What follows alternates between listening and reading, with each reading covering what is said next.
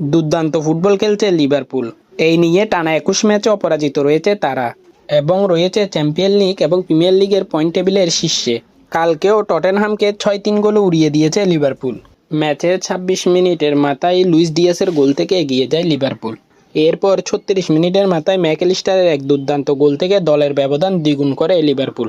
এরপর ৪১ মিনিটের মাথায় ম্যাডিসনের গোল থেকে টটেনহাম ম্যাচে ফিরতে চাইলেও ফার্স্ট হাফের শেষ মিনিটে সবোসলাইয়ের গোল থেকে আবার ৩-১ গোলে পিছিয়ে যায় তারা এবং ফার্স্ট হাফ শেষ হয় ৩-১ গোলে।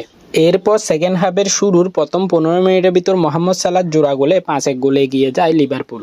এরপর কুলুসেভস্কি ও সোলাঙ্কির গোল থেকে কিছুটা ফাইট ব্যাক শোন করে টটেনহাম। তবে ৮৬ মিনিটের মাথায় লুইস ডিয়াসের দ্বিতীয় গোলটি কফিনের শেষ পেরেকটি পুঁতে দেয় টটেনহামের জন্য এবং ম্যাচটি তারা হেরে যায় ৬-৩ গোলে।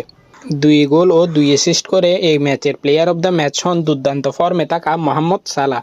নতুন ম্যানেজার আর্নে স্লটের আন্ডারে দুর্দান্ত ফুটবল খেলছেন তিনি।